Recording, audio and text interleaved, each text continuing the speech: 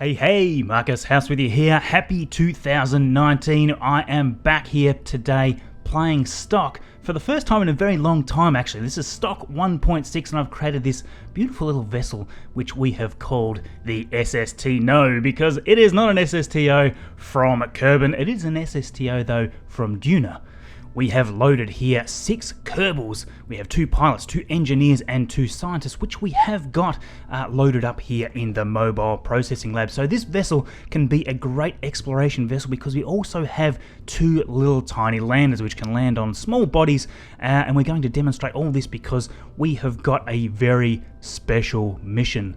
It seems that the scientists at Kerbin have come across some interesting signals. Those signals coming from the vicinity of Duna. Nobody knows what it is, but it doesn't seem natural. In fact, there is a lot of speculation that perhaps these signals come from a technology far in advance of those available to the Kerbinauts down here on Kerbin. So we're going to explore this with our range of Kerbinauts. We've got our engineers, scientists and pilots ready to go. We are launching this huge vessel here now. The idea is that this vessel is fully reusable. We can use every part of this vessel again for multiple missions. So although the cost is quite hefty, we should be able to re-land the booster stage. This is going to get us all the way to orbit and come down and return. And then we can also bring back our orbiter, which I'm not going to call a space plane because it's not designed as a space plane. It's a vertical takeoff and landing vessel. And interestingly, it also is made to re-enter backwards. Now you can find this craft in the description along with many of my earlier crafts from the stock game, and as we're waiting now to circularize our orbit, we're just going to talk a little bit about some of the mods we have installed here because although this is a stock 1.6, we have here a lot of visual mods and a lot of utility mods as well.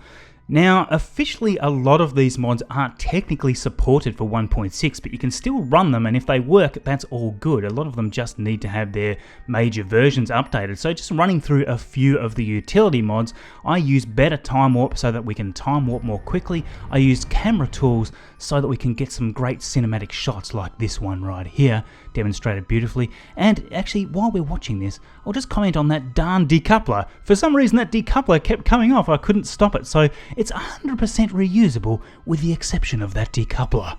Of course, nobody can play this game without Kerbal Engineer, that is included as well. I also use HyperEdit and VesselMover just for testing out missions before I record them.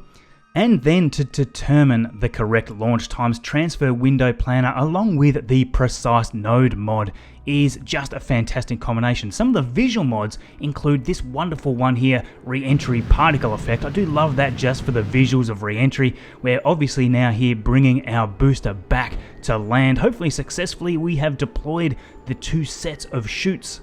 When you guys are doing this yourself, just keep in mind you do have to give a little bit of a burst from the engines just to stop all of your parts exploding in a fiery death. The drogue chutes there and the larger chutes are out, and it looks like we've overshot it a little. Hopefully we're going to miss the water line there. Looks like we are, but yeah, it's probably just overshot just a little. Let's see if we can touch down here. It's going to be a very pointless reusable vehicle if it doesn't get reused. A little burst just to touch down, and there we go. No. A very Kerbal start to 2019. It survives. Yep, I count that as a win. We can recover that part of the vessel, which is perfectly intact there, with the exception of that one nasty decoupler. Recover that and we'll head back up to our main orbiter. Now, just a few things to mention here. You'll see that the new Delta V readouts that we get in 1.6 down in the staging area there, it shows that the vessel here has only got around 3,200 meters per second of Delta V. Now, this is a little bit strange because I'm doing a 1,000 meter per second burn now, and you can see the Delta V reading there just dropping so much slower than the burn that I'm doing here. So it doesn't quite work correctly. I'm not sure if it's trying to average out the Delta V based on all the different types of engines that I've got. So as we complete this transfer burn off to Duna, you'll also notice that the Delta V readout from Kerbal Engineer up in the top there is actually showing very conflicting information. That seems much more correct to me. We started off with more above 5,000 meters per second. Our crew are now on their transfer out to Duna, the very, very long wait, and we can watch that beautiful Kerbin and the moon there fly away from us in the distance. This maneuver was so well planned, I didn't even need to do a mid-course correction. We'll do a slight correction when we enter the sphere of influence of Duna. You'll see there that the transfer was just aligned perfectly. Now what we want to do here is re-enter Duna's atmosphere so that we can do an aero brake just enough to bring our orbit into the sphere of influence of Duna, and that's going to allow us to encounter Ike really quite effectively without spending any delta V here at all until after we exit the atmosphere. So we've brought in our solar panels, we've extended our air brakes, entering in the reverse direction, again seeing that beautiful re-entry particle effect there along with the textures there of Duna. Now again, talking about some of the visual mods I have installed, we have a Scatterer which gives us all of the realistic atmospheric scattering and ocean textures and things like that. We have got the StockVisualEnhancements mods, which gives us all the beautiful cloud cover and things of that nature. We also have PlanetShine to give us some nice coloured reflections off different surfaces. And finally, a mod that I've never really used before, StockVisualTerrain. Now, I did not realise just how much difference this makes to all of the bodies. It just makes everything look so much more beautiful, especially from orbit, so that's a great one to pick up if you've never tried it before. So you'll see we've just done a few tiny adjustments. We've only spent around 20 meters per second delta V doing some adjustments here to encounter Ike, and Ike is going to be our very first port of call because there has been signals that seem to be coming from Ike. They've been oscillating along with Ike, so the assumption is that the Kerbals need to first find out where this is coming from here on the surface. Doing our retrograde burn here just to drop into the sphere of influence, no further than that, because our little lander is going to touch down on Ike, and we're going to leave our main orbiter vessel up here doing all that wonderful science in the mobile processing lab. Again, you can see that StockVisualTerrain, just how beautiful that makes Ike's surface there look compared to the stock game. So Jebediah, you are the man for this mission. You're going to head down into our little lander here. Hop in that seat, we're going to decouple, and there we go. Just slowly got to move out without damaging anything. We'll engage our engine and just prepare to do our descent. Now these little vessels have around 1100 meters per second delta V, just a little more than that. We're going to bring it down just to where our orbiter has detected those signals coming from. Jebediah, of course, is more than happy to entrust his life in a little school chair, which is basically what this thing looks like, the little school chair sitting on top of a trash can with a spark engine underneath. He has very little control, no RCS thrusters, nothing like that. He's just got a docking port and a reaction control system on his helmet. And yeah, there we go. We can just touch down there, do a little flip just for the hell of it, and there we go. We are landed on the surface of Ike with 600 meters per second delta V remaining. Perfect. We'll hop out of our seat and we'll prepare to go and find this mystery signal, which we've detected roughly right next to our landing spot. Jebediah expertly here using his EVA pack to navigate to the point of the disturbance when all of a sudden all his instruments failed, leaving him smashing headfirst into the surface of Ike as he screams by what only appears to be some kind of strange alien device. To not risk damaging himself again, we're just going to walk back over to this device and have a bit of a closer inspection. What the hell is this thing? It looks like some sort of sea urchin type mechanical device. I've got no idea what it is, neither does Jeb, but he's got all the photos, all the instrumentation he needs to bring back to our orbiter. So we're going to hop back in our seat after taking a few more scientific samples, and we're going to head as quickly as possible back to our orbiter, turning there almost horizontally and just doing a full thrust back up to orbital velocity, and there we go, just narrowly missed the surface of Ike there. Just time warping around to our apoapsis to circularize our orbit of Ike here, and now we just need to wait several orbits of Ike until our orbiter comes back down to the periapsis of the orbit so that we can match the velocity and dock back with it. We still have around 200 meters per second of delta V in this tiny little craft, which is more than enough to match the velocity there with the target.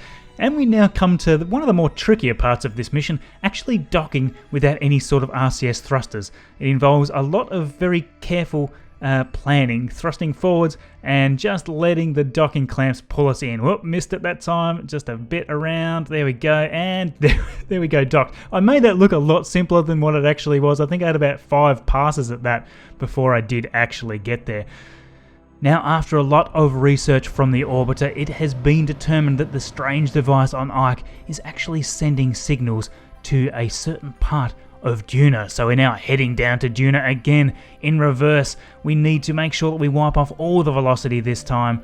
That initial pass there through the atmosphere to lower our apoapsis right down, and then a very small burn just to make sure that we land right at the target location. You can see Ike there coming over the horizon, an Ike rise if you will.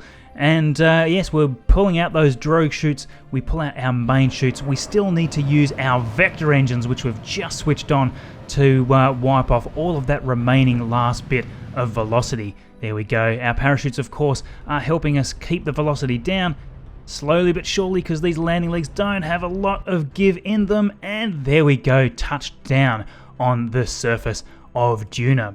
Now, the amount of oxidizer we have in this vessel is only minimal. There is only enough to touch down on Duna, to take off from Duna and get up in the atmosphere high enough to use only the NERV rocket motors. So we're going to time warp until the light is favourable for our mission, and we're going to head out with Valentina. Extremely gracefully, Valentina, as always. Hop up there, and oh, our vessel is just slowly trying to get away from us there. Don't know why, but Valentina spies what we may well be looking for. RCS thrusters enabled, we are going to fly over to this vessel. We've hopefully done some fixes to stop the interference with the RCS pack, and there we go, the exact same looking vessel. With a whole bunch of new scientific readings, Valentina heads back to our main vessel here and boards with all the information she needs to bring back to Kerbin. Just waiting for the optimal time to do our transfer back to Kerbin. There we go there. Bring in those solar panels and we're going to launch again with those vector engines. Now we need to go straight up. This is not going to be the most optimal gravity turn because we need to burn just enough of our fuel so that we've got a little bit of oxidizer left for landing on Kerbin. So we're going to do the rest of this ascent just using the NERV rocket motors. Now, just because this ship is made to re-enter the atmosphere backwards, it's not overly optimized for doing gravity turns here. So yes, we needed to do that gravity turn quite high out of the atmosphere. So we're just going to time warp now around to our apoapsis and circularize this burn. We're heading for a orbit here of around 100 kilometers. At this stage, we still have well over 2,000 meters per second delta V, so there's plenty more we can do here. The ejection burn out of Duna's sphere of influence is only going to be around 550-ish meters per second, so we're just kicking that burn off there now using those 6 NERV rocket motors. And of course, the reason we use these as much as possible is because their specific impulse is so much higher than any other engine, with the exception of ion engines. Now, the ISP for this particular engine is 800 seconds, and it is insane compared to something like the Vector engine, which has got a specific impulse of around 315 seconds. So obviously, the higher the ISP, the more efficient the engine, and you really can't go past those stock NERV rocket motors. So we're doing our transition here out to Kerbin. We need to do a small correction here just to bring our trajectory exactly right to enter through the atmosphere. What we're aiming to do here is to do a aerobrake just to bring us into the sphere of influence of Kerbin, because on the long journey back, our Kerbals have determined that with all of the information they've learned so far, they would like to do some more scientific analysis from Minmus. Now, of course, the best way to do this is to do an aerobrake that's also going to allow us to set up our inclination the same as Minmus as well. And we've been able to set this up exactly correctly based on our earlier maneuvers. And just to keep things intact, we do need to have a bit of a spin because our velocity there is quite a bit higher than what our parts there will allow. Very small burn just to do a quick correction here to capture at Minmus. And there we go, that is perfect. Really only needed to spend a few meters per second there on that burn. And we just need to do a quick mid-course correction to make sure our inclination is correct as we come around the equatorial plane there of Minmus. We want to be on the equator just so we can exit nice and efficiently back to Kerbin. So obviously you can use this craft for a whole range of different purposes. It's got all of the scientific instruments in it. It's got the mobile processing lab, so you can do all of your mobile processing, which in the stock game can give you just so much science it's almost ridiculous. I'm not sure if they've actually nerfed this at any point, but I know that it was super overpowered last time I played the stock game right through. And the other thing to keep in mind is that we haven't used that second lander. You could technically land 2 different Kerbals on 2 different bodies and pick up all sorts of science and bring it back to this mothership from other bodies. You could definitely do some dual missions with this. You just need to be a little careful with the re-entry because the velocity from dual is just that little bit too high to re-enter safely. You'd probably have to do a gravity assist to get back. So just wiping off the final little bit of velocity to touch down nice and gently here on Minmus. And there we go. The gravity on Minmus, of course, is so tiny that we can just bounce around here using our landing legs for quite some time, which always looks a little bit strange. I think the landing legs would probably by default have a little bit more dampening in them. So there we go, the third body that we have touched down. We're going to pick up all the science. We're going to plant the ceremonial flag and head back here to our vessel, do a lot more research in our lab before we head back home. Minmus, of course, has a super low gravity, one of the easiest bodies, if not the easiest body, to land on in the entire game. And orbital velocity is, less than 160 meters per second, depending on the orbit height there. So we're just going to do our quick ejection back to Kerbin. And right from the get-go, we want to make sure that our inclination around Kerbin is as low as possible. We'll still have to make a small correction here shortly, but what we essentially want to do is bring it right down to around 0 so we can land quite close to our Kerbal Space Center. So doing our ejection burn there, 160 meters per second. Now at this point I was tempted to actually send our other lander down onto the surface of the moon. We still had the delta V, we still have over 1,100 meters per second of delta V, plus of course the delta V in those little landers. But I chose not to because this video is already getting very long, but you could definitely do that with this vessel, all with one trip with no refueling, not a problem. So we're just re-entering the atmosphere here quite hard this time. We're going to do 2 passes just because the heat is a little bit extreme here, and we also want to make sure that our inclination is correct. We're going to do one little adjustment here to wipe off that last little bit of inclination difference. 2.7 degrees there we just needed to wipe off.